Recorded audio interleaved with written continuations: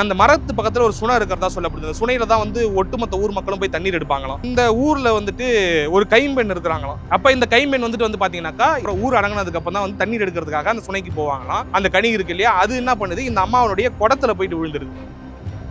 இந்த அம்மா வந்து ஒரு சாபம் படுறாங்க. அப்படி கொல்லப்பட்ட அந்த அம்மாவினுடைய சாபம் தான் அந்த ஊரினுடைய மணலாவே மழை பொழிஞ்சு ஒரு இடம் காட்சி அளிச்சா எப்படி இருக்குமோ அப்படிதான் அந்த தேரி காடு இருக்கும். நீங்க பாத்தீங்கன்னாக்கா நாங்க அந்த மணலை கையில் எடுத்து பாக்குறோம், அவ்வளவு சாஃப்டா இருக்கு. இந்த புடைப்பாங்க தெரியுமா, அந்த புடைக்கக்கூடிய அளவுக்கான இடத்தை மட்டும் விட்டுவிட்டு மத்த எல்லா இடத்தையும் அந்த ஊரே காலி ஆயிருக்கு அந்த அம்மா விட்ட சாபத்துல.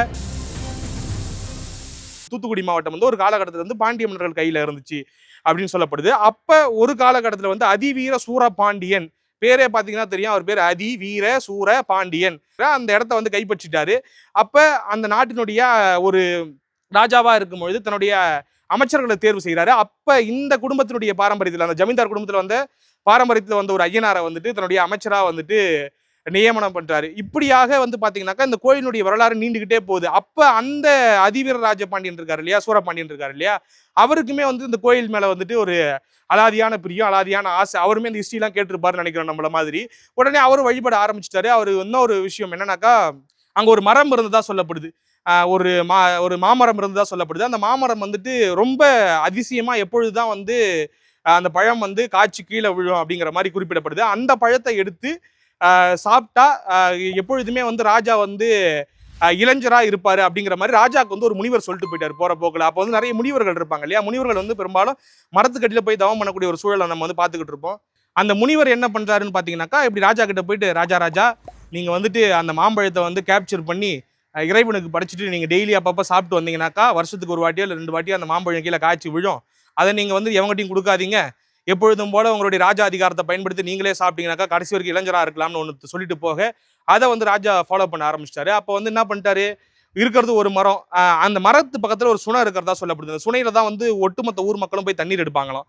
அப்ப தண்ணீர் எடுக்கிறாங்க அப்படின்னாக்கா யோசிச்சு பாருங்க, அந்த ஊரினுடைய ஒட்டுமொத்த தண்ணீர் வசதியுமே வந்து அந்த சுனையை நம்பிதான் இருக்குனாக்கா எல்லா பயிலும் அங்க போவான். அப்ப இந்த பழம் வந்து அவனுக்கு கிடைச்சிச்சுன்னா ராஜா என்ன பண்ணுவாரு, டோட்டல் அப்செட். என்னடா இது, நம்ம ஊர்ல போய் நம்ம இளைஞரா இருக்கிறதுக்கு ஒரு வழி கிடைச்சிருக்குது, அதை எவனா அபகரிச்சவன் என்ன பண்ணுவாருன்னு சொல்லிட்டு சுத்தி ஒரு காவலாளியை போட்டாப்ல. காவலாளி எடுத்து சாப்பிட்டா என்ன பண்ணுவாங்கன்னு தெரியாம யோசிச்சாரா என்னன்னு தெரியல. ஆனா இந்த ஒரு பிளானை எக்ஸிக்யூட் பண்ணிட்டாப்ல. அப்ப இந்த விஷயம் போய்கிட்டே இருக்கு. அவர் ராஜாவும் கிடைக்கிற மாம்பழத்தை சாப்பிட்டுக்கிட்டே இருக்கிறாப்புல, எல்லாம் நடந்துகிட்டே இருக்கு. அப்ப வந்துட்டு அந்த ஊர்ல வந்துட்டு ஒரு கைம்பெண் இருக்கிறாங்களாம். அந்த அம்மாவுக்கு வந்து பாத்தீங்கன்னா கல்யாணம் ஆகி 3 வருஷத்துல வந்துட்டு கணவர் வந்து இறந்து போனதா வந்துட்டு ஒரு கதை சொல்லப்படுது. அப்ப அந்த கைம்பெண்ணுடைய விஷயம், அதாவது அன்றாட தினசரி வாழ்க்கை எப்படி இருக்குன்னு பாத்தீங்கன்னாக்கா, அவங்க வந்து ஆண்கள் முகத்திலேயே முழிக்க மாட்டாங்களாம். ஏன்னா அப்போதைய சூழல்ல வந்துட்டு கைம்பெண் வந்து எப்படி நடத்தப்படுவாங்க சமூகத்துல அப்படிங்கிறது உங்க எல்லாருக்கும் தெரியும் இல்லையா. அப்ப இந்த கைம்பெண் வந்துட்டு வந்து பாத்தீங்கன்னாக்கா, எல்லோரும் தூங்கினதுக்கு அப்புறம், ஊர் அடங்கினதுக்கு அப்புறம் தான் வந்து தண்ணீர் எடுக்கிறதுக்காக அந்த சுனைக்கு போவாங்களாம், யார் கண்ணிலையும் பற்றக்கூடாது அப்படிங்கிறதுக்காக. அப்ப தண்ணீர் எடுக்க போகும்பொழுது இந்த காவலாளிகளும், அதாவது காவலாளிகள்லாம் தெரியல, நம்ம வாட்ச்மேன்ஸ் எப்பயுமே வந்துட்டு ரொம்ப நேரம் ஃபுல் டைம் வந்துட்டு ஒர்க்லாம் பண்ண முடியாது, அவங்களுக்கும் உறக்கம் வரும், தூக்கம் வந்துடும் அப்படின்னும் போது அசதியில வந்துட்டு தூங்கிட்டு இருக்கிறாங்க. அப்ப அந்த மாமரத்தில் இருக்கக்கூடிய அந்த ஒரு மாம்பழம் இருக்கு இல்லையா, எப்பொழுதாவது அதிசயமாக காய்த்து கீழே விழுகிற அந்த கனி இருக்கு இல்லையா, அது என்ன பண்ணுது, இந்த அம்மாவனுடைய குடத்துல போயிட்டு விழுந்துருது. இந்த குடத்துல விழுந்த உடனே இந்த அம்மா கவனிக்கல குடத்துல விழுந்தது. ஏன்னா 2-3 குடம் எடுத்துட்டு போறாங்க இல்லையா, அப்ப அந்த 2-3 குடத்தையும் எடுத்துட்டு அந்த அம்மா வீட்டுக்கு வந்துடுறாங்க. இது என்னன்னாக்கா, என்னடா இது மேல இருந்த மாம்பழத்தை காணமே, காய்ச்சிக்கிட்டு இருந்துச்சு, அது கனிஞ்சு கீழே விழுந்தா நம்ம வெயிட் பண்ணிக்கிட்டு இருந்தோம், காணமேன்னு சொல்லிட்டு காலைல காவலாளிக்கலாம் ஒரே அதிர்ச்சி. என்னடா அது, இப்ப ராஜாக்கு என்ன பதில் சொல்றது, ராஜா வந்து நம்மளை கொண்டுபிடுவானே அப்படின்னு சொல்லிட்டு ரொம்ப பதட்டப்படுறாங்க, பயப்படுறாங்க. உடனே ராஜா கிட்ட போய் சொல்றாங்க, இந்த மாதிரி ஆகி போச்சு, யாரும் அந்த கனியை திருடிட்டாங்க, யார் திருடினாங்கன்னு தெரியல அப்படின்னு சொல்லும் பொழுது உடனே ராஜா என்ன உத்தரவு போடுறாரு, எப்படி என் ஊர்ல வந்துட்டு அதுவும் நான் விரும்பி சாப்பிடுகிற ஒரு பழத்தை வந்து எவன் எடுக்க முடியும். உடனே உத்தரவு போடுறாரு, எல்லா பயலுடைய வீட்லயும் போய் தேடு, எவன் அந்த கனியை வச்சிருக்கான்னு பாரு அப்படின்னு சொல்லிட்டு. சப்போஸ் சாப்பிட்டு இருந்தா என்ன பண்ணிருப்பாருன்னு தெரியல. உடனே பூரா பேரும் என்ன பண்றாங்க, எல்லாம் தேடுறாங்க, காவலாளிகள் பூரா எல்லார் வீட்லயும் போய் தேடுறாங்க, தேடி கேடி பாக்குறாங்க, ஒன்றும் கிடைக்கல. கடைசியா வந்துட்டு அந்த கைம்பெண்ணுடைய வீடு மட்டும் இருக்கு, அந்த அம்மா மட்டும் இருக்காங்க. இந்த ஆண்கள் எல்லாரும் உள்ள புடை சூழ உள்ள போறாங்க, இந்த காவலாளிகள் அத்தனை பேரும் உள்ள போயிட்டு தேடுறாங்க, எங்கடா இருக்கு அந்த மாம்பழம், இருக்காடா, இந்த கடைசி வீடு எங்கேயாவது கிடைச்சாகணுமேங்கிற பதட்டத்துல போறாங்க. இந்த அம்மாவுக்கு தெரியாது இல்லையா மாம்பழம் அந்த குடத்துல விழுந்ததே. இவங்க ஆண்கள் வந்துட்டாங்க, நம்ம ஆண்கள் முகத்துல முழிக்க கூடாதுன்னு சொல்லிட்டு அந்த வீட்டுல ஒரு ஓரமா போய் பதுங்கிக்கிறாங்க.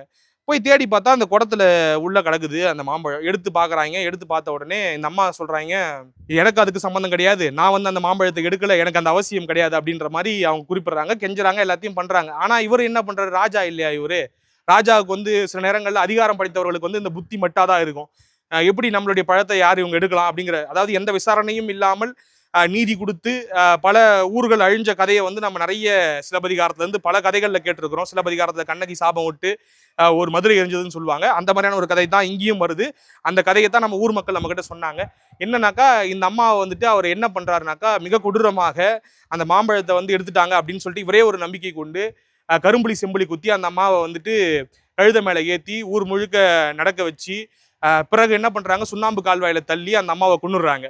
இப்படி கொலை செய்யப்பட்டு அதாவது இருக்கிறதுலே ஒரு படுமோசமான ஒரு நிகழ்வுன்னு சொல்லலாம். அப்படி வந்துட்டு நீதியை கொன்று அந்த ராஜா வந்து செயல்படுறாரு அப்படின்னும் பொழுது இந்த அம்மா வந்து ஒரு சாபம் படுறாங்க. அப்படி கொல்லப்பட்ட அந்த அம்மாவினுடைய சாபம் தான் அந்த ஊரினுடைய இன்னைக்கான சூழல். அதாவது இன்னைக்கு தேரிக்காடா வெறும் செம்மண்ணாக நிரம்பி இருக்கக்கூடிய எந்த ஊர் மக்களும் இல்லாத வெறும் காடாகவும் செம்மண்ணாகவும் இருப்பதற்கு அதுதான் காரணம் அப்படின்னு சொல்லப்படுது. அந்த அம்மா என்ன சொல்றாங்கனாக்கா, அப்புறம் பாத்தீங்கன்னாக்கா அந்த ஒட்டுமொத்த ஊரும் வந்து எரிஞ்சு போகட்டும், இங்க இருக்கவங்க எல்லாம் காணாமல் போகட்டும், இந்த ஊரே தீக்கிரையாகட்டும் அப்படிங்கிற மாதிரி மணல் மாறி பொழிகிட்டோம் அப்படின்னு சொல்லிடுறாங்க. அப்ப அந்த மணல் மாறி பொழிகிட்டோம்னு சொன்னாங்க தெரியுமா, அப்பதான் வந்துட்டு இங்க வந்துட்டு இந்த செம்மண் வந்துட்டு அந்த தேரிக்காடு உருவானதா சொல்லப்படுது. மணல் மாறினா நீங்க யோசிச்சு பாருங்க, மணலாவே மழை பொழிஞ்சு ஒரு இடம் காட்சி அளிச்சா எப்படி இருக்குமோ அப்படித்தான் அந்த தேரிக்காடு இருக்கும். நீங்க பாத்தீங்கன்னாக்கா நாங்க அந்த மணலை கையில் எடுத்து பாக்குறோம், அவ்வளவு சாஃப்டா இருக்கு அந்த மணல் வந்து, ஏதோ கடல் மணல் இருக்கு தெரியுமா, அது போல காட்சி அளிக்குது. உண்மையிலேயே வானத்துல இருந்து தான் நமக்கு ஒரு சயின்ஸ் படிப்போம் இல்லையா, வானத்துல இருந்து நீராவியா மேல போய் கிளவுட் வந்துட்டு கீழே வந்து மழையா கொட்டுதுன்றது, அது போல வந்துட்டு ஒருவேளை மணல், அதாவது கடல் மணல் வந்துட்டு மேலே வந்துட்டு ஆவியா மேலே போயிட்டு ஒரு மணலா கொட்டி இருக்குமோ அப்படிங்கிற அளவுக்கு சந்தேகப்படக்கூடிய அளவுக்கு வெறும் மணலா காட்சி அளிக்குது அந்த தேரிக்காடு முழுக்க. அப்படியாகத்தான் இந்த ஊரினுடைய வரலாறு கட்டமைக்கப்பட்டிருப்பதாக இவங்க சொல்றாங்க. இந்த கதை வந்துட்டு பின்னப்பட்ட கதையா இல்ல நிஜ வரலாறாங்கிறதா நமக்கு தெரியாது. ஆனா இப்படியான ஒரு கதை வந்து அந்த ஊர்ல நம்பப்படுது, சொல்லப்படுது. அப்படிதான் வந்து அந்த ஊர்ல வந்து எதுவுமே இல்லாம போயிருக்கு. இன்னைக்கு அந்த ஒரு கோயில் மட்டும்தான் இருக்கு, தேரிக்காடு இருக்கு. அப்ப அந்த அம்மா சாபம் விடுறாங்க. இதுல ஒரு ஆள் தப்பிச்சிருப்பாரு. யார் தப்பிச்சிருப்பாருன்னு சொல்லுங்க பாப்போம். இந்த அம்மா இவ்வளவு தப்பு பண்ணதுக்கு அப்புறமும் ஒரு ஆள் மட்டும் சப்போர்ட் பண்றாரு. அந்த ஆள் யாரா இருக்கக்கூடும், அந்த ஐயனார். யார் அந்த ஐயனார்னாக்கா அந்த ஜமீன்தார் ஃபேமிலி. அந்த கடவுளை நம்பி அந்த கோயிலை கட்டி எழுப்பிய அந்த ஜமீன்தார் ஃபேமிலி வழி வந்த அந்த ஐயனார் அமைச்சர் இருக்காரு இல்லையா, அவர் மட்டும் சொல்றாரு இந்த அம்மா தப்பு செஞ்சிருக்கிறதுக்கு வாய்ப்பே கிடையாது, அவங்க யார் முகத்திலையும் முழிக்க மாட்டாங்க, அவங்க ஒரு கைம்பெண், அவங்க இதை எடுத்து என்ன பயனாக போகுது அவங்களுக்கு, அவங்க வந்து இந்த ஊரையே வேணாம் அப்படின்னு சொல்லிட்டு தான் மறைஞ்சு வாழ்ந்துகிட்டு இருக்காங்கன்னும் போது இதை எடுத்து அவங்களுக்கு என்ன பயன் இருக்க போகுது அப்படின்னு கேள்வி கேட்கிறாரு. அதையெல்லாம் அந்த ராஜா ஏத்துக்கவே இல்லை. அப்ப அந்த அம்மா வந்துட்டு என்ன பண்றாங்கனாக்கா, இந்த சாபம் விட்ட உடனேயே அந்த ஐயனார் மட்டும் காப்பாற்றப்படுறாரு அந்த ஊர்ல. அவருக்கு இருக்கக்கூடிய இடம் இந்த மொர அளவுக்கு அப்படின்னு சொல்லுவாங்க. அதாவது இந்த புடைப்பாங்க தெரியுமா, அந்த புடைக்கக்கூடிய மொர அளவுக்கான இடத்த மட்டும் விட்டுவிட்டு மற்ற எல்லா இடத்தையும் அந்த ஊரே காலி ஆகிருக்கு. அந்த அம்மா விட்ட சாபத்துல பூரா பேரும் காலியா இருக்காங்க. அவர் மட்டும் அந்த ஐயனார் மட்டும் தப்பிச்சிருக்காரு. அப்புறம் இந்த ஐயனார் போயிட்டு அந்த கருக்குவேல் மரத்துல போயிட்டு குடியிருந்ததாகவும் அந்த விஷயம் தான் வந்து பின்னால கருக்குவேல் ஐயனாரா போகுதுன்னு எப்படி அங்க அந்த திருச்செந்தூர்ல ஆரம்பிச்சு ஒரு கதை சொன்னாங்களோ, இந்த கதையினுடைய நீட்சியாவே இப்படி ஒரு கதை வந்து முடியுது தெரியுமா. இந்த கதையில இப்படி இருந்த ஐயனாரு அந்த மரத்துல போயிட்டு பாதுகாப்புக்காக தஞ்சம் புகுந்தாரு. அதனாலதான் இந்த மரத்துக்கு வந்து கருக்குவேல் மரமா இருந்ததால கருக்குவேல் ஐயனார்னு பேர் வந்துச்சு அப்படிங்கிற மாதிரியும் ஒரு கதை சொல்லப்படுது. இப்படியாக நெடிய வரலாறு கொண்ட ஒரு இடமா தான் இந்த கோயில் இருக்கு. இந்த பகுதிக்கு பேர் வந்து குதிரை மூலி. இந்த குதிரை மூலின்னு பேர் வந்ததுக்கு ஒரு வரலாறு சொல்லப்படுது.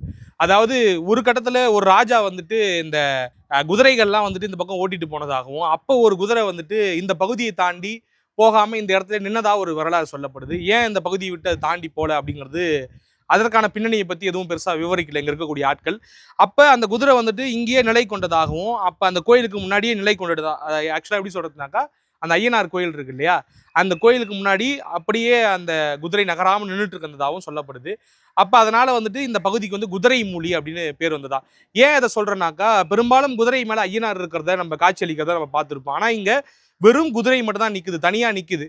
அப்ப என்னவா இருக்கும், பெரும்பாலும் ஐயனார் மேலதான் இருப்பாரு, இது என்ன இல்லாம இருக்கு அப்படின்னு சொல்லும் போது இந்த குதிரைக்கும் ஐயனாருக்கும் வந்து வேறு விதமான சம்பந்தம். இது அந்த ஐயனாரோடு சம்பந்தப்பட்ட குதிரை கிடையாது. இந்த ஐயனாரை பார்க்க வந்தப்ப இந்த ஐயனாரை விட்டு விலகாம இங்கேயே நிலை பெற்று கொண்டதால இந்த இடத்துக்கு வந்துட்டு குதிரை மூலின்னு பேர் வந்துருச்சு. நீங்க நல்லா பாத்தீங்கன்னா தெரியும், ஐயனார் சாமி இங்க இருக்கும், எதிர்த்தாப்புல அந்த குதிரையை வந்து நிக்க வச்சிருப்பாங்க. அப்படித்தான் இந்த ஊருக்கு வந்து குதிரை மூலின்னு சொல்லிட்டு பேர் வந்ததா குறிப்பிடப்படுது. இப்படியான ஒரு அழகான ஒரு பின்னணியை கொண்டிருக்கிறது இந்த ஒரு கோயில். இந்த சிறு தெய்வம் வந்து இப்படிதான் வந்துட்டு இங்க கொண்டாடப்படுறதா சொல்லுது. வருஷம் வந்து பாத்தீங்கன்னாக்கா இந்த கோயில்ல வந்துட்டு ஒரு பெரிய திருவிழா கொண்டாடப்படுது. குறிப்பா அந்த மார்கழி மாத தொடக்கத்துல, அதற்கு முன்பு மாதத்துல அந்த கடைசியில கொண்டாடப்படுவதா சொல்லப்படுது. ஒன்று அந்த மார்கழிக்கு முன் மாதம் இருக்கு இல்லையா, அந்த மாதத்தினுடைய கடைசி நாளில், இல்லை வந்துட்டு இந்த மார்கழி மாதம் 1ஆம் தேதி அந்த மாதிரி வந்துட்டு வெகு விமர்சையாக வந்துட்டு ஒரு திருவிழா வந்து இங்க கொண்டாடப்படுது. அப்ப என்ன திருவிழா அப்படின்னு பாத்தீங்கன்னாக்கா, என்ன இந்த விஷயம் அப்படின்னு கேட்டீங்கன்னாக்கா, இந்த கோயில்லாம் கட்டி எழுப்புனதுக்கு அப்புறம் ஒரு சம்பவம் நடந்திருக்கு. என்ன சம்பவம்னாக்கா, இந்த பெரும்பாலும் இந்த திருடர்கள் வந்துட்டு இந்த கோயில்கள்ல போயிட்டு களவாடக்கூடிய விஷயங்கள நீங்க பார்த்திருப்பீங்க. நம்ம ஏற்கனவே குறிப்பிட்ட மாதிரி இது ஒரு ஜமீன்தார் கட்டி எழுப்பின கோயில். அப்ப இந்த கோயிலுக்கு வந்து நிறைய நன்கொடைகள் வழங்கியிருப்பாரு இல்லையா? தங்கமோ, இல்ல பொருளோ, இல்ல காசோ ஏதோ குடுத்திருப்பாரு. அப்ப இந்த கோயில்ல வந்துட்டு அத வச்சிருப்பாங்க. நீங்க பெரும்பாலும் கோயிலுக்கு வழங்கக்கூடிய அந்த தானங்களை எல்லாம் வந்து அந்த கோயிலே தான் பாதுகாத்து வச்சிருக்கும். வேற எங்கேயும் குடுக்க மாட்டாங்க அந்த காலம் தொட்டே. அப்படி இருக்கும் பொழுது, அப்ப அந்த கோயிலுக்கு வந்துட்டு ஒரு கள்வன் வராப்புல, ஒரு திருடன் வராப்புல. அவனுக்கு ஏதோ பசியோ, பட்டினியோ என்னவோ ஒண்ணு தெரியல. ஆனா திருடர்களுக்கு வந்துட்டு பல கதைகள் இருக்கிறோம். அப்ப இருக்கும்பொழுது, அப்ப பஞ்ச, பசி, பட்டினின்னு சொல்லிட்டு அந்த திருடன் வந்ததா ஒரு கதை சொல்லப்படுது. அப்ப அவன் என்ன பண்றான், அந்த ஐயனார் கோயில்ல போயிட்டு திருடிடுறான். அந்த பொருள திருடிட்டு தப்பிச்சு ஓடணும் அப்படின்னு சொல்லிட்டு ஓடுறான் இல்லையா? அப்ப வந்துட்டு அந்த திருடன் வந்து கையங்களமா பிடிக்கப்படுறான். யாரால பிடிக்கப்படுறான்னு பார்த்தீங்கன்னாக்கா, ஊர் மக்களாலேயோ இல்ல அந்த ராஜாவாலேயோ கிடையாது. அங்க இருக்கக்கூடிய சிறு தெய்வங்களால பிடிபடுறான். இன்னும் இன்ட்ரெஸ்டிங்கான ஒரு விஷயம் என்னன்னாக்கா, நான் ஏற்கனவே சொன்னேன் இல்லையா? அந்த திருச்செந்தூருக்கு வந்துட்டு அந்த கொடிமரம் எடுத்துன்னு போறதுக்கு வந்துட்டு 22 காவல் தெய்வங்கள் ஒண்ணா போனாங்க. அப்பதான் வந்துட்டு இந்த சொரிமுத்தையனார் வந்துட்டு இங்க டிராவல் பண்ணி இங்கேயே இருந்துட்டாப்ல. அதனால தான் அவர் கருக்குவேல் மரத்துல தங்கனால கருக்குவேல் ஐயனார்னு பேர் வந்துச்சுன்னு சொல்லிட்டு, அப்ப இந்த 21 காவல் தெய்வங்களுக்கும் இந்த தெய்வத்துக்கும் வந்துட்டு எப்பொழுதுமே ஒரு தொடர்பு இருக்கு. காவல் தெய்வங்களுக்குள்ள ஒரு இணக்கம் இருந்துகிட்டே இருக்கு. அதனால தான் வந்து பாத்தீங்கன்னாக்கா வந்துட்டு அந்த கோயிலை சுத்தி எல்லா காவல் தெய்வங்களுக்கும் வந்து சிலை வைக்கப்பட்டிருப்பதாகவும் ஒரு வரலாறு இருக்கு. அப்ப அந்த நீங்க இப்ப போனீங்கன்னா கூட அந்த தெய்வங்களை நீங்க பார்க்க முடியும். ஒரு ஐயனாரை தாண்டி அங்க இருக்கக்கூடிய சாமிகள் சுடலை மாடனா இருக்கட்டும், இல்ல மதுரை வீரனா இருக்கட்டும், இல்ல வந்துட்டு முனீஸ்வரனா இருக்கட்டும், இப்படி எல்லா சாமியும் வந்து அங்க வீற்றிருப்பதா சொல்லப்படுது. அப்ப அந்த 21 காவல் தெய்வங்களும் போயிட்டு என்ன பண்றாங்க, அந்த திருடனை வந்துட்டு பிடிக்கிறாங்களாம். அந்த கோயில் இருக்கக்கூடிய அந்த காவல் தெய்வங்கள் பிடிச்சிட்டு எடுத்தாந்து நம்மளுடைய மெயின் கடவுள் இருக்காரு இல்லையா, சொரிமுத்து ஐயனார், அதாவது சொரிமுத்து ஐயனாரா வந்து கருக்குவேல் ஐயனாரா மாறின அந்த ஆள்கிட்ட எடுத்தாந்து நிறுத்துறாங்களாம். நிறுத்துற உடனே அவர் என்ன சொல்றாரா, அந்த ராஜா எப்படி வெட்ட சொன்னாரோ அதே மாதிரி இவரும் படக்குன்னு முதல்ல போடு, எதையும் யோசிக்காம ஃபர்ஸ்ட் போட்டு தர சொல்றாப்ல. நீ என்னப்பா ஏதுப்பா ஏன்பா திருடுன அப்படி ஏதாவது கேட்டுருக்கலாம் இல்லையா, நான் பசியால திருடுனேன் பஞ்சத்தால திருடுனேன்னு ஏதாவது சொல்லியிருப்பான். அவர் எப்படி ராஜாவோ இவரும் கடவுள் இல்லையா, அதனால வந்துட்டு இவர் வந்துட்டு போடுங்க அப்படின்னு சொல்ல, கடைசியில பாத்தீங்கன்னாக்கா அவரை வந்துட்டு கொல்றதுக்கு பிளான் பண்ணிட்டாங்க. அப்ப என்ன இடம் அப்படின்னு பார்க்கும்போது, நம்ம கோயிலுக்கு பின்னாடி தேரிக்காடு இருக்கு. நம்ம சொன்ன மாதிரி ஆள் நடமாட்டமே இல்லாத வெறும் செம்மண் நிறைந்த ஒரு பகுதின்னும் போது அந்த இடத்துக்கு அந்த காவல் தெய்வங்கள் அந்த திருடனை கூட்டிட்டு போறாங்க. அந்த திருடனை கூட்டிட்டு போயிட்டு சிரச்சேதம் செய்யறாங்க. அதாவது கழுத்தை வெட்டி துண்டா வெட்டி அவரை வந்து கொலை பண்றாங்க. ரத்தம் பீறிட்டு அடிக்குது அந்த செம்மண்ல. ரத்தத்தோட ரத்த கலரா அங்க வந்து பாத்தீங்கன்னாக்கா அந்த செம்மண்ல அவர் செத்து கிடக்குறாப்புல. இப்ப இந்த திருடனுடைய தாய் என்ன பண்றாங்க, என்னப்பா பையனை ஆள காணோமேன்னு ரொம்ப நாளா தேடிக்கிட்டு இருக்காங்க. எப்படியோ தேடி கண்டுபிடிச்சு அவன் இருக்கிற இடத்த பார்த்துட்டாங்க. இவன் செத்து போயிட்டான். செத்ததுக்கான காரணம் என்னங்கிறது அவங்களுக்கு தெரிஞ்சு போச்சு. இந்த மாதிரி திருட வந்திருக்கிறான். அதனால வந்துட்டு ஐயனார் வந்து அவரை கொலை பண்ண சொல்லிட்டாரு அப்படிங்கிற மாதிரியான தகவல் கிடைச்ச உடனே ஐயனார் கிட்ட போயிட்டு இவங்க முறையிடுறாங்க. சாமி என் பையன் பண்ணது தப்பு தான். அவன் வந்து திருடிட்டான். அவனுக்கு என்ன ஏது பண்றதுன்னு தெரியல. ஒரே வீட்டுல பசி பஞ்சம் பட்டினி. அதனால வந்துட்டு கை வச்சுட்டான். அவனை எப்படியாவது அவன் உயிரை எனக்கு திருப்பி கொடுத்துடுங்க அப்படின்னு சொன்ன உடனே ராஜாவால கொடுக்க முடியாது, இங்க கடவுளால கொடுக்க முடியும்னு நினைக்கிறேன். அதனால வந்துட்டு ஒரு வரலாறு சொல்லப்படுது. அவர் என்ன பண்றாரு, இந்த மாதிரி வந்துட்டு உன் பையனை நான் வந்து உயிர் தெழுத்து கொடுக்குறேன், அதுக்கான வழிகளை நான் பண்றேன் அப்படின்னு சொல்லும்போது அந்த கோயிலுடைய பூசாரி இருப்பாங்க இல்லையா, இப்ப காலங்காலமா அந்த கோயிலுக்கு ஒரு சில பூசாரிகள் இருப்பாங்க. இப்ப ஒரு பூசாரி இருக்காரு. அப்ப அந்த காலத்துல இருந்த பூசாரியை கூப்பிட்டு இந்த மாதிரி வந்துட்டு ஒரு மந்திரத்தை நான் சொல்றேன், அந்த மந்திரத்தை வந்துட்டு நீ பேசி என் முன்னாடி வந்துட்டு ஒரு சில மஞ்சள் தண்ணியை வச்சு என்ன பண்ணணும்னாக்கா அவன் மேல தெளிச்சு பெரம்பால அடிக்கணும் அப்படிங்கிற மாதிரி சொல்றாரு. இவரும் என்ன பண்றாரு, மஞ்சள் தண்ணியை வந்து அவர் முன்னாடி வச்சு படைச்சு எடுத்துன்னு போயிட்டு அந்த தேரிக்காட்டுல விழுந்து கிடக்குற முண்டமும் தலையுமாக கிடக்குற அவன் முன்னாடி போயிட்டு என்ன பண்றாரு, அந்த தண்ணியை தெளிச்சுட்டு பெரம்பால ஒரு 4 அடி சத்து சத்துன்னு அடிக்கிறாரு. பார்த்தா தலையும் முண்டமும் சேர்ந்து அவன் உயிர் திழறான் அப்படிங்கிறது ஒரு கதையா சொல்லப்படுது. இந்த வரலாறு தான் வந்து பிற்காலத்துல வந்து திருவிழாவா மாறி இருக்குது. இது வந்து கள்ளர் வீட்டு திருவிழா அப்படின்னு சொல்லப்படுது. அப்ப அந்த கள்ளர் வீட்டு திருவிழா வந்து இந்த கள்ளர்கள் வந்து கொண்டாடுறாங்க, வெகு சிறப்பா கொண்டாடுறாங்க அப்படிங்கிற மாதிரியான ஒரு கதையை வந்து சொல்றாங்க. அப்ப இந்த கதை நான் சொன்னேன் பாத்தீங்களா, அந்த கதையை திருப்பி ஒவ்வொரு வருஷமும் வந்து பாத்தீங்கன்னாக்கா ரிப்ளிகேட் பண்ணிக்கிட்டே இருக்கிறாங்க. இந்த திருவிழாவில் வந்துட்டு செஞ்சு காட்டி அதையே ஒரு கொண்டாட்டமா மாத்திருக்கிறாங்க. அதாவது இங்க திருடர்களுக்கு பெரிய மவுஸ் இருக்கு அப்படின்னு சொல்லப்படுது. என்னய்யா திருடனா வந்துட்டு எல்லா ஊரே காரி துப்பும் தானே அப்படின்னு பாத்தீங்கன்னாக்கா கிடையாது. இந்த திருடனுக்கு வந்து மாசு அதிகமா அந்த திருவிழாவில். ஏன்னு கேட்டீங்கன்னாக்கா வந்து கடவுளால உயிர் தேழப்பட்ட ஒரு திருடன் இல்லையா, அதனால அந்த திருவிழாவில் என்ன நடக்குன்னு பாத்தீங்கன்னாக்கா நான் சொன்ன மாதிரியே ஒரு வேஷம் போட்டு ஒரு ஆள் வருவாப்லையா, கள்ளர் வேஷம் போட்டு, அதாவது கல்வன் வேஷம் போட்டுக்கிட்டு திருடன் வேஷம் போட்டுட்டு ஒருத்தர் வருவாராம். அவர் என்ன பண்ணுவாராம், அந்த கோயிலை சுத்தி இருக்கக்கூடிய கடைகள்லாம் போயிட்டு ஓடி போய் ஒவ்வொரு பழமா திருடிட்டு வருவாராம். அவர் எப்படி அவருடைய உருவ அமைப்பு இருக்குன்னு பாத்தீங்கன்னாக்கா வந்து மேல ஒரு சின்னதா ஒரு கிரீடம் மாதிரி சில பட்டைகள்லாம் கையில போட்டுக்கிட்டு ஒரு ஒரு கல்வனுக்கான ஒரு தோற்றத்துல காட்சி அளிப்பாராம். உள்ள ஓடி போய் ஒவ்வொரு கடையில இருக்கக்கூடிய பூ பழம் என்னென்னலாம் கிடைக்குமோ அதெல்லாம் கையெல்லாம் திருடிக்கிட்டு ஓடுவாராம். 21 காவல் தெய்வங்களா வேடமிட்டு மத்த எல்லாரும் கூட சேர்ந்து ஓடுவாங்களாம் அவரை பிடிக்கிறதுக்காக. இவர் எங்க ஓடுவாரு, நம்ம கதையில சொன்ன மாதிரியே தேரிக்காட்டுக்கு ஓடுவாராம். தேரிக்காட்டுக்கு ஓடும்போது என்ன பண்ணுவாங்கன்னா இவங்க அம்புட்டு பேரும் போயிட்டு அங்கே பிடிச்சி அவர் என்ன பண்ணுவாங்கன்னா அந்த கதையில வர மாதிரியே இவரை வந்துட்டு கொலை பண்ற மாதிரியான ஒரு காட்சி. ஒரு நெஜ மனிதர் கொலை பண்ணா என்ன ஆகும்? வழக்கு விழும். அப்ப நெஜ மனிதர் வந்து கொலைலாம் பண்ண முடியாதுங்கிறதால ஒரு டிராமா இல்லையா? அந்த டிராமாவை எப்படி அழகா சித்தரிப்பாங்க அப்படின்னு பாத்தீங்கன்னாக்கா, இந்த செவ்வழனி இருக்கு இல்லையா? அந்த செவ்வழனியை வந்துட்டு மேலையும் கீழையும் சீவிட்டு அவருடைய தலைக்கு பக்கத்துல வச்சிருவாங்களாம். இது வந்து முன்பு நடந்த ஒரு சமாச்சாரம். அதாவது சில காலங்களுக்கு முன்பாக இந்த திருவிழா வந்து இப்படிதான் கடைபிடிக்கப்படும். அந்த மனிதரை படுக்க வச்சுட்டு அதுக்கு பக்கத்துல வந்து இந்த செவ்வழனியை மேலையும் கீழையும் வெட்டி அதுக்கு மேல வந்துட்டு இந்த குங்குமம்லாம் இருக்கு இல்லையா? அதெல்லாம் பூசிட்டு அருவாளால அந்த செவ்வழனியை நடு மண்டையில பொளந்து என்ன பண்ணுவாங்களாம், அந்த ஒரு திருவிழாவை முடிப்பாங்களாம். அந்த ஒரு சடங்கை வந்து முடிப்பாங்களாம். அப்ப காலப்போக்கில் என்ன ஆச்சான், அவ்வளவா சேஃப்டி கிடையாது. மனிதர்களை படுக்க வச்சு அது பக்கத்துல இளநியை வச்சு வெட்டுறதுங்கிறது அவ்வளவு சேஃப்டி கிடையாது. அதனால என்ன பண்ணோம், மனிதர் நிக்கட்டும், கீழே செவ்வெண்ணெயை வச்சு நம்ம வெட்டிப்போம் அப்படின்னு சொல்லிட்டு இப்போ வந்து அந்த மாதிரி தான் ஃபாலோ பண்ணிக்கிட்டு இருக்காங்களாம். ஆக இந்த பாரம்பரியம்ங்கிறது தொடர்ந்துகிட்டே இருக்கு. அந்த திருவிழாங்கிறது வந்து கொண்டாடப்படுது. அந்த கதையினுடைய பின்னூட்டத்துல இருந்து தான் இந்த திருவிழா கொண்டாடப்படுது அப்படிங்கிறது சொல்லப்படுது. இப்படியாக ஒரு இன்ட்ரெஸ்டிங்கான ஒரு விஷயம் வந்து இங்க சொல்றாங்க. அப்படி வெட்டும் பொழுது அந்த தண்ணிலாம் தெளிச்சு வெளியில வந்துட்டு அப்படியே அங்கங்க கொட்டி இருக்கும்போது ரத்தம் மாதிரி காட்சி அளிக்கும். ஏன்னா அந்த செம்மண் மேல வந்துட்டு அந்த படும்பொழுது அது ஆக்சுவலா அந்த இளநியோட தண்ணி படுது, இளநீர் படுது இல்லையா? அப்போ வந்து தண்ணி பட்ட உடனே அது ரத்த மாதிரி காட்சியளிக்குங்கிற ஒரு நம்பிக்கையா அவங்க கிட்ட சொல்லப்படுது. இப்படியாக அந்த திருவிழா வந்து வெகு விமர்சையாக கொண்டாடப்படுதான். இதுல என்ன கூடுதல் சிறப்பு, ஏன் வந்து அந்த திருடர் கொண்டாடப்படுவார் அப்படின்னு கேட்டீங்கன்னாக்கா, இந்த திருடர் போய் படுத்து விழுந்து கிடக்கிறார் தெரியுமா? அப்ப அவருடைய கால் படுற இடம், அவர் நடந்து போற இடங்கள், இல்ல அந்த இளநீர் வந்து சுத்தி சிந்துற இடம், அந்த மண்ணெல்லாம் எடுக்கிறதுக்கு என்ன பண்ணுவாங்கன்னா, ஆயிரக்கணக்கான மக்கள் ஒரே நேரத்தில் ஓடுவாங்களாம். ஓடி போயிட்டு ஏன்னா அந்த அளவுக்கு சிறப்பு வாய்ந்த மண்ணா அதை பாக்குறாங்களா. அந்த மண்ணை எடுத்து தன்னுடைய வீடுகள்லையோ இல்ல தன்னுடைய அலுவலகங்கள்லையோ எடுத்து போய் வச்சா அந்த வீட்டில் எதுவும் பிரச்சனை இருக்காது, நிறைய பணம் செழிக்கும், நல்ல தொழில் போகும் அப்படிங்கிறது ஒரு ஆழமான நம்பிக்கையா இருக்கு. மனிதர்களுக்கு பொதுவாகவே இந்த மாதிரி நம்பிக்கைகள் அதிகமா இருக்கும். அந்த வகையில இந்த கோயிலையும் இருக்கிறது ஆச்சரியம் இல்லை. அப்ப அந்த மண்ணை எடுக்கிறதுக்கு அவ்வளவு பேர் அலைவாங்களாம். அப்ப திருடன் நடந்து போறாரு, அவர் திருடன் வேஷம் போட்டு போறாருங்கிறதெல்லாம் கடந்து அவர் ஒரு சாமியா பாவிக்கக்கூடிய அந்த பாங்கு இருக்கு இல்லையா? அதனால வந்து பாத்தீங்கன்னாக்கா அவர் கால் படுற இடம், எங்கெங்கெல்லாம் அவர் நடக்கிறாரு, அந்த வெட்டுப்படுற இடம் அப்படின்னு சொல்லிட்டு எல்லா இடத்துல கூடிய மண்ணெல்லாம் வந்துட்டு எடுத்துட்டு மக்கள் வீட்டுக்கு போவாங்க அந்த ஒரு நாள்ல, சிறப்பு வாய்ந்த நாள்லன்னு சொல்லப்படுது.